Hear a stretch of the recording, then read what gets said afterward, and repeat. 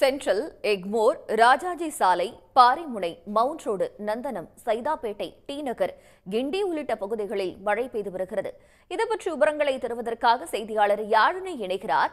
யாழினி, தற்போது இந்த பகுதிகளில் எந்த அளவுக்கு மழை பெய்து வருகிறது? விவரங்கள்.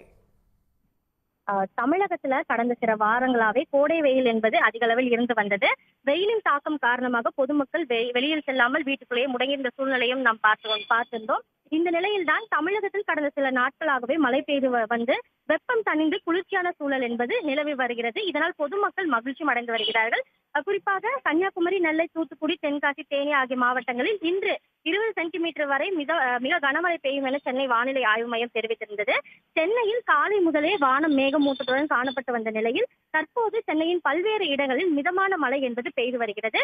சென்னையில் தொடர்ந்து 5வது நாளாக வானம் என்பது மேகமூட்டத்துடன் காணப்பட்டு வருகிறது. இந்த நிலையில்தான் இன்று சென்னையில் சில பகுதிகளில் மிதமான மழை என்பது பெய்து வருகிறது. அதிலும் குறிப்பாக சென்ட்ரல், எக்மோர், ராஜாஜி சாலை, பாரிமுனை, மவுண்ட் ரோடு, நந்தனம், சைதாப்பேட்டை, டி நகர், கிண்டி உள்ளிட்ட பகுதிகளில் மிதமான மழை என்பது பெய்து வருகிறது. இதனால் மக்கள் மகிழ்ச்சியிலும் இருக்கிறார்கள்.